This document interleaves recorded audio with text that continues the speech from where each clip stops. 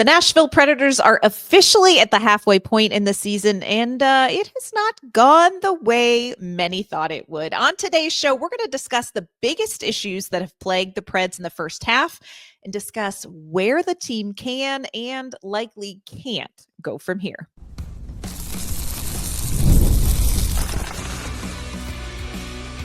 You're Locked On Predators, your daily podcast on the Nashville Predators.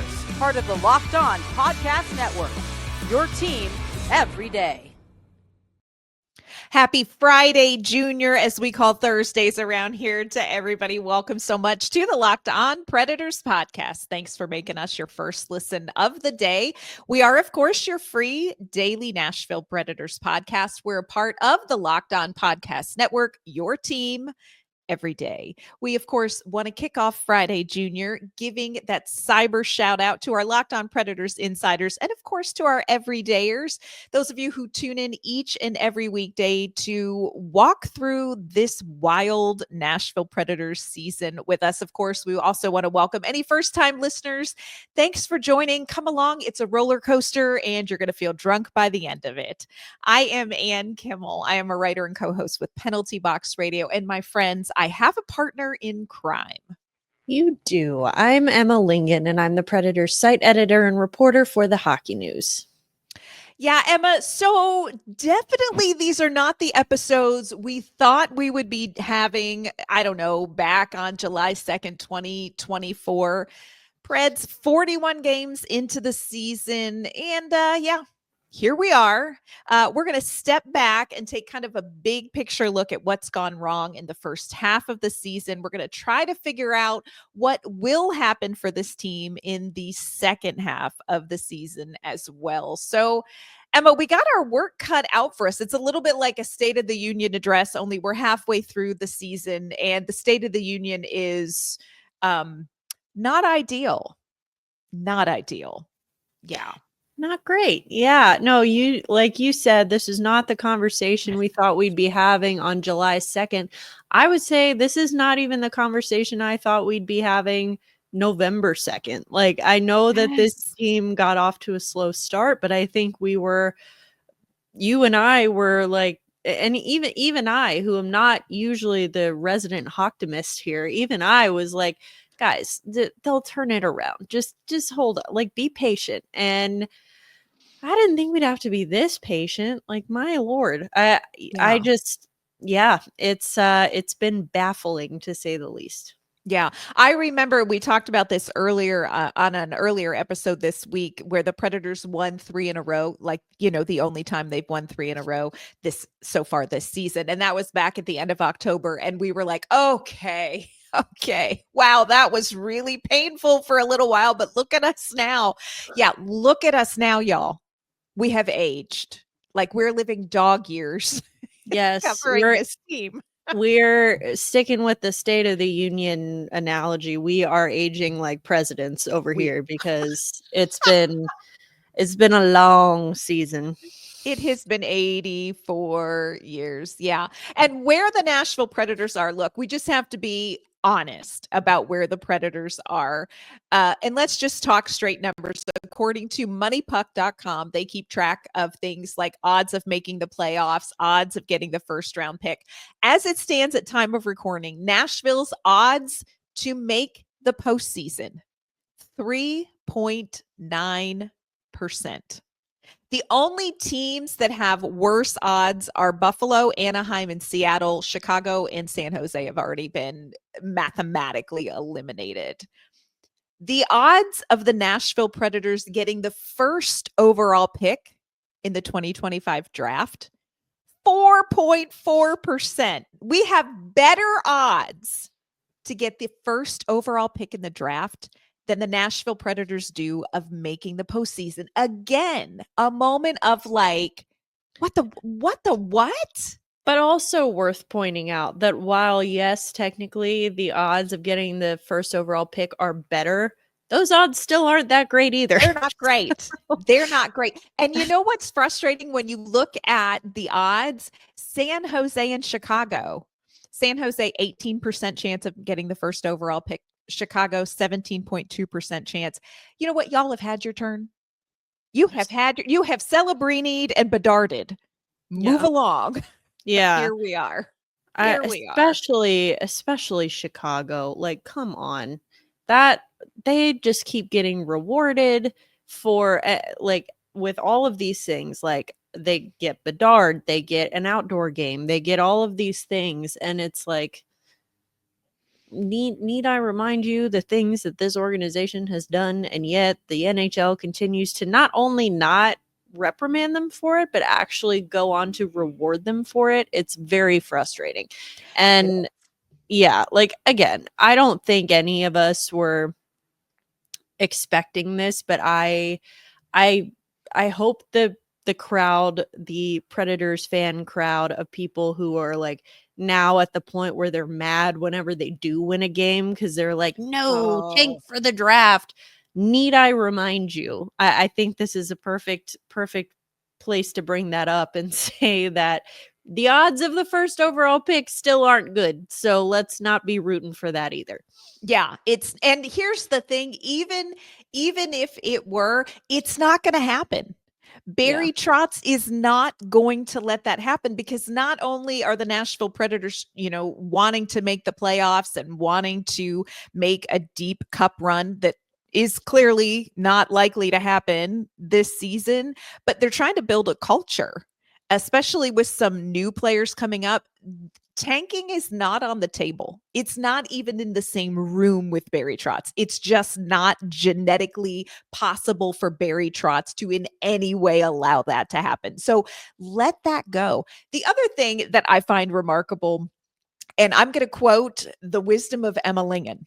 I want to see your receipts. For all of the people that were like, oh, I knew they shouldn't have signed these old veterans and they don't have the talent. And, 41 games in, they knew the Predators were. Let me see your receipts, you fibber McGee.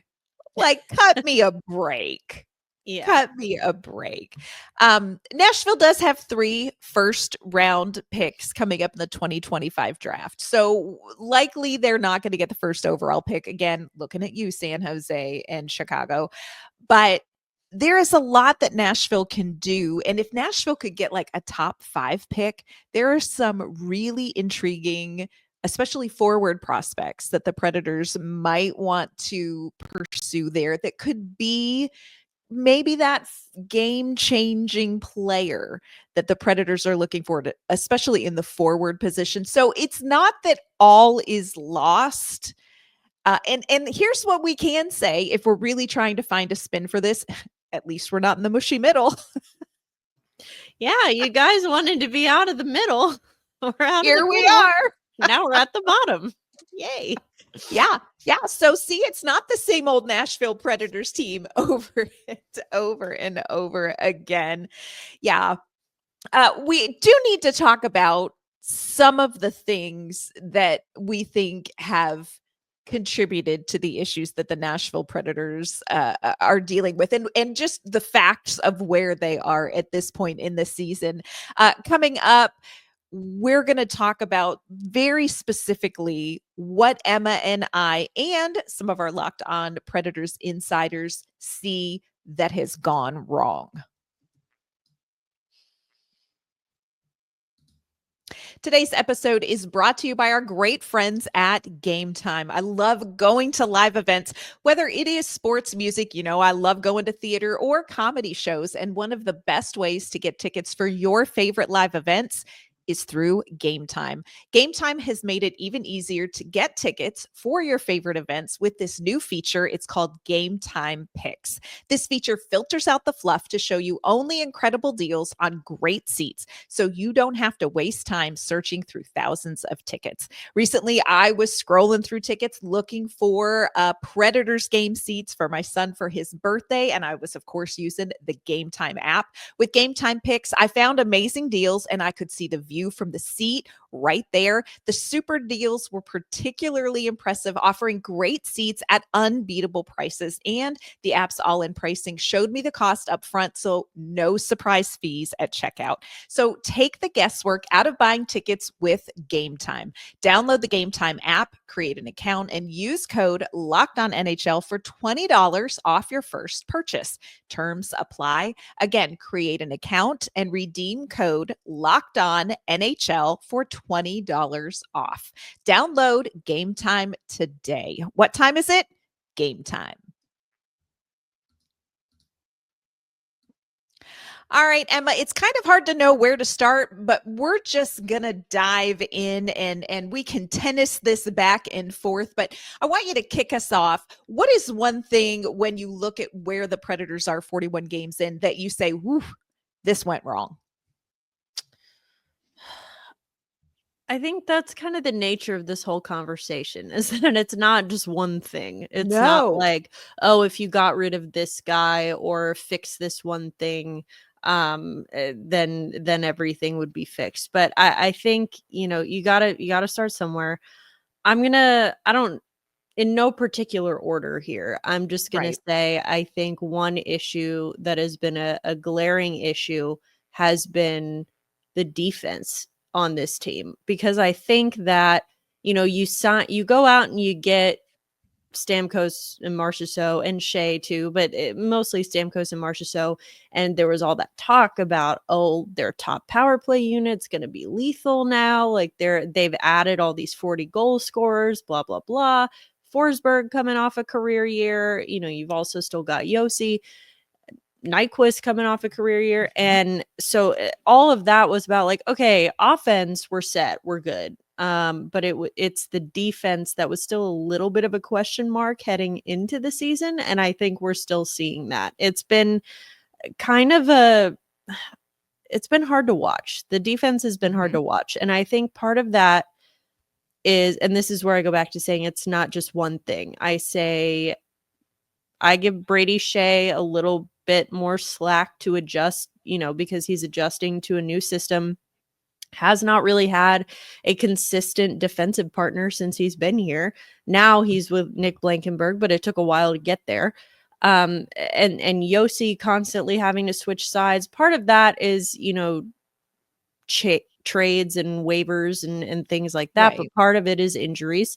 And so you're just seeing a lot of movement on the blue line. And I think that we just really, there's been some questionable decision making defensively with this team, and it hasn't been all negative. Like, we've seen some positives. Stastny looks really good coming back. Adam Wilsby looks really good, injured now, but he looks like a good future piece here. But I just think overall the team defense, which historically has been Nashville's strength, has been rough. And unfortunately, that's now obviously it's seeping into, UC Saros's numbers, which is unfortunate because he's had a really strong start, but based on his numbers alone, it doesn't look like he has.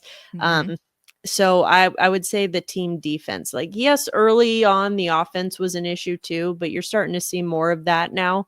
I would just say, like, that's the biggest, most glaring thing for me is the team defense, because not only because it's clearly a problem, but because I don't know what you do to fix it at this point. Right.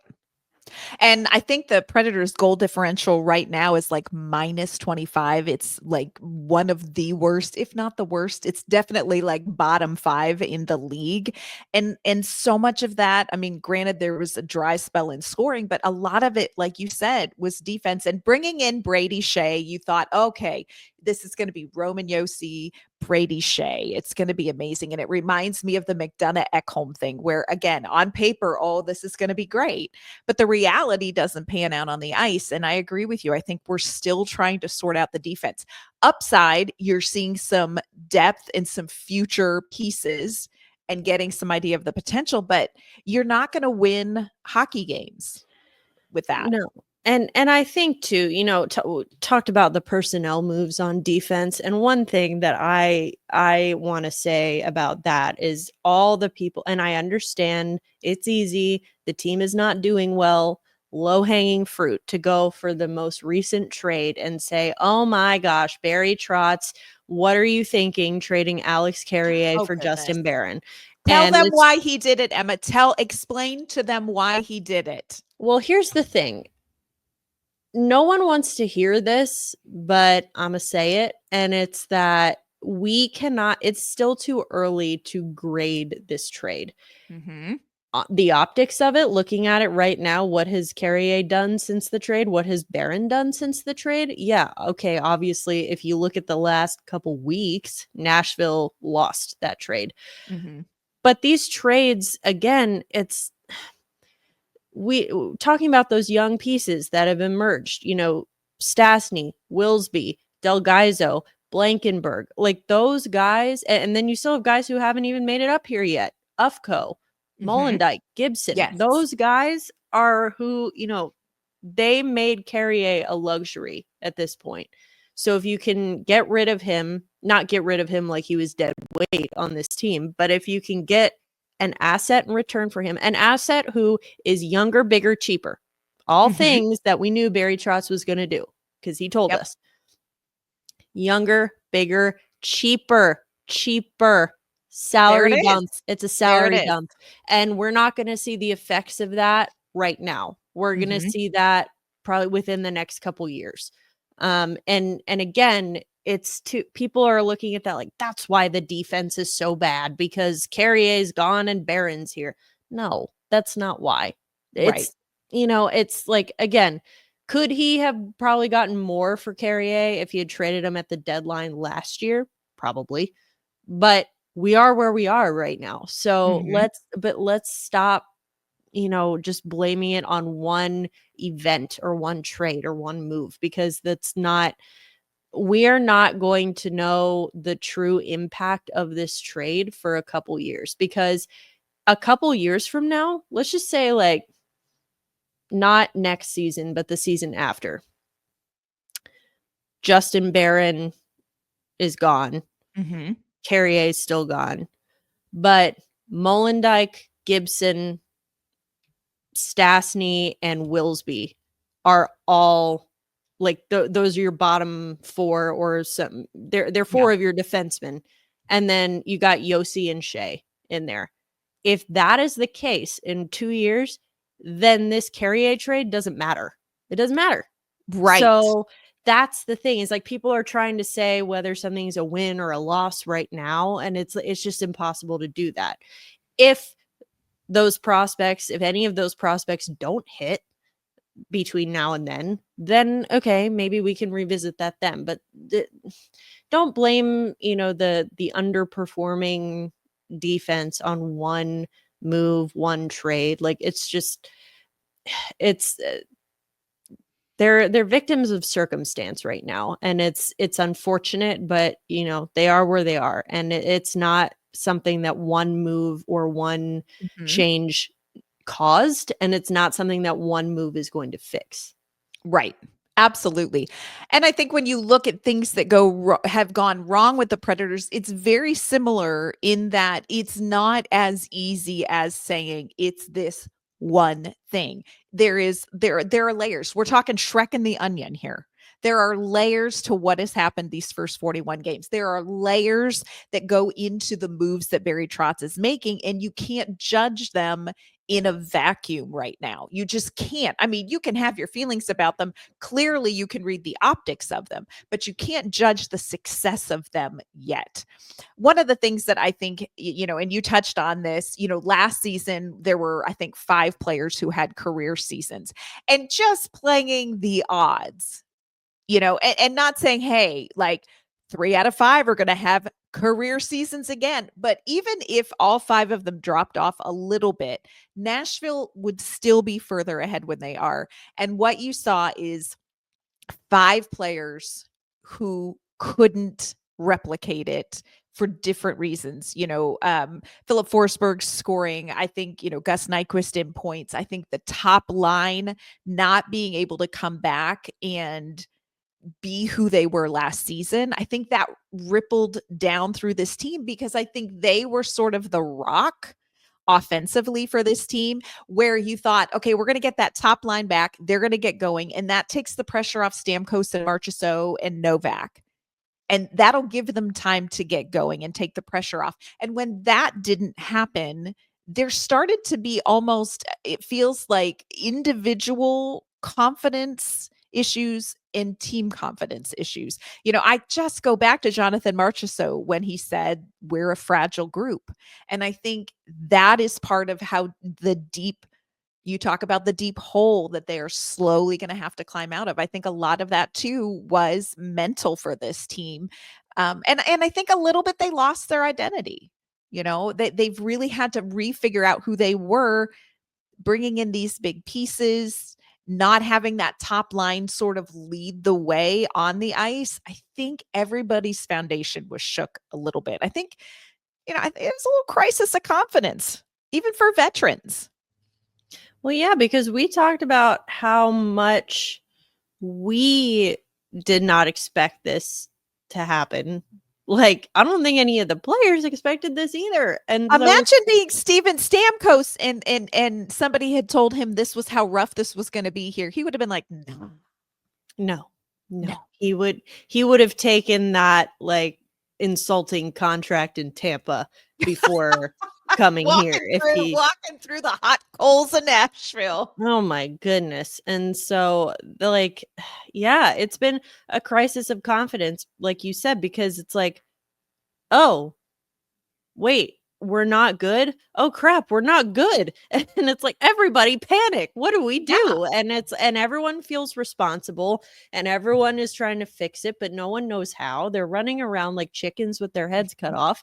And it's, it's not a recipe for success. And so I think that's, you're seeing that. And we talk about things like, and we hear this, Andrew Brunette says it a lot, like, we lost our identity. We need to get back to our identity. Like, okay, but what does that mean? Like what really does that mean? And how do you go about doing it? And it's like, well, you just keep working at it. And it's like, okay, well, clearly whatever they're doing ain't working. So it's just like, it's hard because whether you're looking at Trotz or Brunette and how they adjust to this bad start. And it's like, they made all these changes at the beginning of the season. They have not panned out the way they were supposed to so far. And now they're trying to adjust on the fly. They're trying to like make these changes on the fly, which is a lot harder to do. And people are getting angry at the moves that Trotz is making and the decisions that Brunette's making. And it's like, okay, but if they did nothing, then you'd be mad about that too. So It's like no one is I should say, I think everyone is surprised at how poorly this first half has gone. At this point, I think that I agree. I think you have to focus more. You turn your focus more towards the future, as in like the draft this summer. That's going to be, like a pretty defining moment, I think, for Barry Trotz, because a lot of the, and we've talked about this before, is like it kind of seemed like he was cleaning house this year. He's already like traded a bunch of guys who were on the opening night roster. And it was like, well, those weren't his guys. Those are guys that David Poile brought in, and they like clearly weren't working under different GMs and different coaches. So now you get to this draft. And like I said, it's starting next season that you're going to start to see the Barry Trotz like vision really kind of coming into focus, because that's when guys like Molendyk are going to probably be in the NHL. Maybe not to start the season, but they're make it to the NHL. And that's when it's like, if Barry starts parting with those pieces and starts saying like, no, move on, it's not working, that's where it's more like time to be concerned. But that said, I understand the frustrations about all the underperforming this year, because I mean, yeah, it's been bad. it's infuriating to watch. And Mhm. some of us, because it is our livelihood, do not have the option to just turn it Yes. off when we don't like what we're watching. Yeah, we sit and we watch it. We reached out and we're chatting with our Locked On Predators insiders about this very topic. What has gone wrong and what do you do with the rest of the season? And there are two things that they across the board agreed on. One, this was a perfect storm. Everything. What went wrong? Not one thing. A number of things. They agreed that this is just a perfect storm of issues, but they also agreed that there is some value to get out of the second half of the season. Coming up, we're going to tell you what we think that is.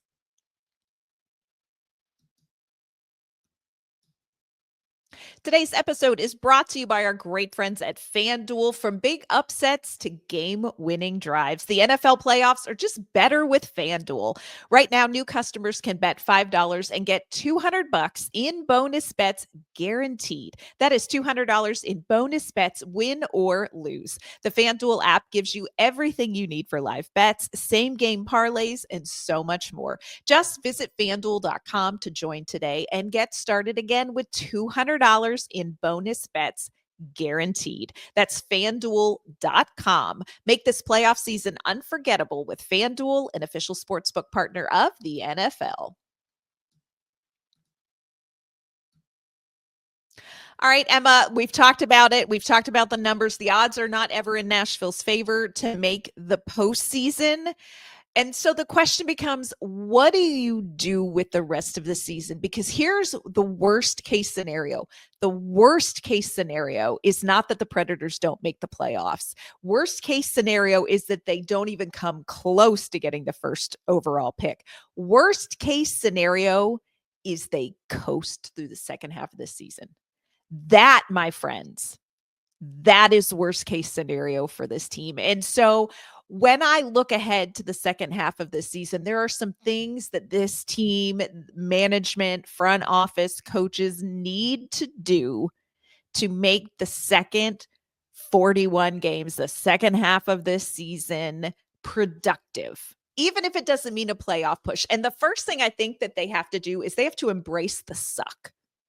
Like, there is no easy fix for this. There is no going back and redoing the first 41 games. This team has to understand that because of how the first 41 games went, the last 41 games, it's going to be the hard way.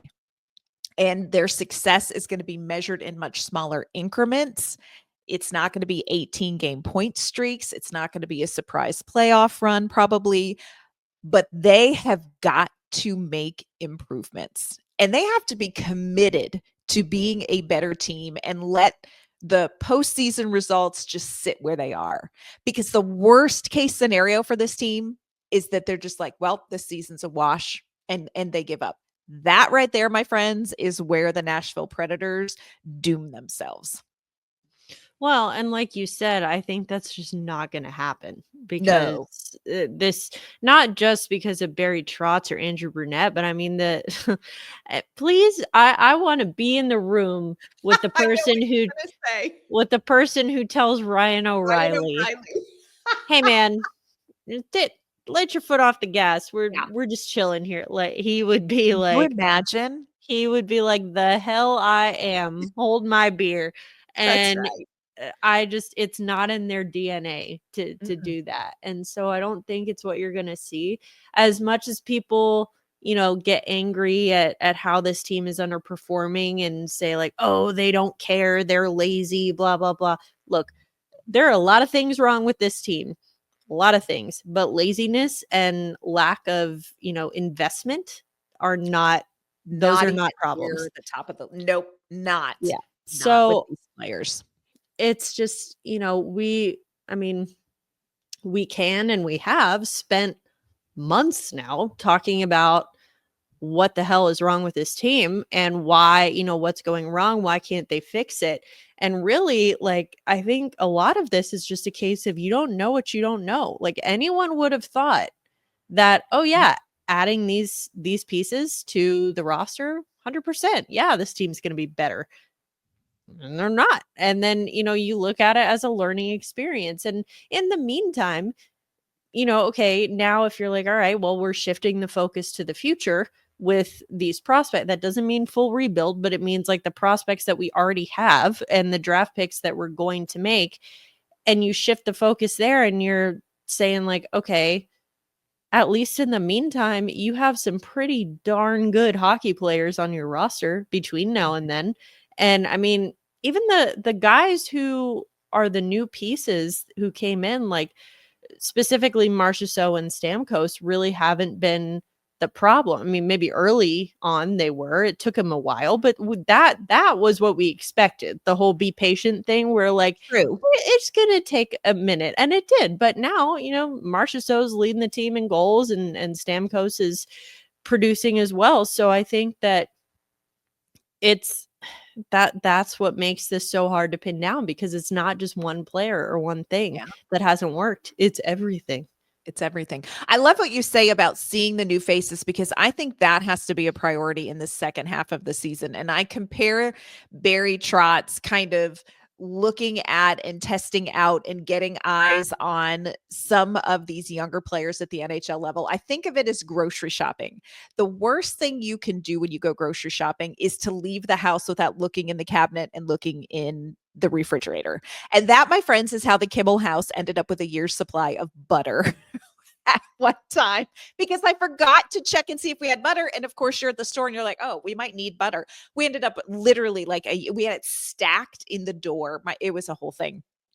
Barry Trotz he has to see what's in the cabinet before he goes grocery shopping at the draft. And I think that is what we need to see in the second half of this season. What do you have? What is the potential for some of these players? I think we're getting a good idea with Fedor Svechkov. I think I won't be surprised if we see Kimmel up here at some point in time. I think, you're looking at Adam Wilsby, you're looking at Nick Blankenberg. This is what Barry Trotz has to do. And this is a really good opportunity for those players to show, this is my potential at this level. I think you have to do that in the second half of the season. I get being hesitant to do it in the first half because there was still a chance. But now you're at a point where make use of these last 41 games and figure out what you have in the cabinet before you go shopping at the draft. You don't need a door full of butter. Ask me how I know. Exactly. And I'm getting like pre-triggered by this conversation, because we are supposed to get snow in Nashville here this week. And I am going to the grocery store later today, and I am terrified. I'm going tomorrow. I am playing with fire, because I'm going the day before the snowstorm. So I will not get bread and I will not get milk. For those of you who aren't in Nashville, this is how it goes down south. Yeah, well, but you will get a year's supply of butter. I will have butter for days, y'all, because you never know when you're going to need it. But yeah, I think that see, now I'm just thinking about butter. So sorry. But like what you said, they weren't going to do too much with the roster in the first half of the year because there was still a chance. Now it's like, all right, we know what we got. And I mean, to be fair, like, you can criticize moves that Barry Trotz has made, but like one thing that he has done is like stick to his word in terms of, after the Carrier trade, he had a press conference, media availability, and he said like, yeah, we're going to start seeing guys like Ozzy Weisblatt and Kimmel, and Svechkov is going to come back. And then not even 2 weeks later, Ozzy's back, or Ozzy's up, Svechkov's back. Yep. We probably will see Kimmel. Blankenberg's up. Hinostroza was another one who has come up. And so I think that like none of this is going to happen overnight at this point. Yeah. And like there isn't one way to go about it. And so again, I'm going to keep beating this drum. I don't think we're going to see the full impact of Barry Trotz's decision making for a couple years. And yes. I know that the last thing that Nashville Predators fans want to hear is be patient, but I don't know what else to tell you. And I think too, we have to be careful when I look at Barry Trotz. I think it's very easy to criticize Barry Trotz for being bad at checkers when Barry Trotz is actually playing chess. And people will look at, say, the Carrier trade, and they'll say he should have jumped twice, playing checkers. Well, he's moving the little horse on the chessboard. So while it may look like a bad checkers move, you have to remember that Barry Trotz is playing chess. Now, we don't know how good he is at chess yet. We're not going to know how good Barry Trotz is at chess for a couple more seasons. But stop criticizing his chess moves as being poor checkers moves. Two different games. He's playing a different game. Like you said, we don't know how good he is. We don't know if he's good or if he's bad. So let's stop making these sweeping generalizations. It's so easy to do, I feel like, because people these days have the attention span of a squirrel. They just like latch on to one move or one couple of moves, and it's like, oh well, if this, then this. And it's like, that's not how it works. This is it's the long game, and it's a marathon. And he's only at, like, I know if he, again, feels like it feels like time has stood still because of how this season has gone. But really, he is at like mile 9 of the marathon right now, if that. And so it's like, you're not even close. And I know that people don't want to hear it, but that's unfortunately where we are. The best advice I can give to frustrated Nashville Predators fans, one, we understand. Get why you're frustrated. This is not what any of us thought we would see in the first 41 games. My best advice when you're looking at the second half of this season is measure something different. And I get it. You win Stanley Cups by wins and losses. Friends, it's not happening this season. But what the Predators do in the second half of this season can set them up for success next season. And so I think you have to measure success differently. They're going to have to do it in the locker room. They're going to have to do it in the front office. And I think fans will relieve some of the angst if they opt to measure success the second half of the season differently as well. Best advice I can give you. Otherwise, eat your feelings. In butter. I've got lots. I've got lots. Otherwise, go buy a lifetime supply of butter. Yes. And if you can't find any, it's because it's at the Kimmel House. It's a whole thing, y'all. It really is a whole thing. That is kind of where we're at when it comes to a State of the Union on the Nashville Predators halfway through this season. Again, it's not been great. Let's see what happens. And we're going to get back to looking kind of at smaller sample sizes game by game, because the Predators this weekend have a game against Alex Ovechkin and the Washington Capitals. On tomorrow's show, we are going to preview that game.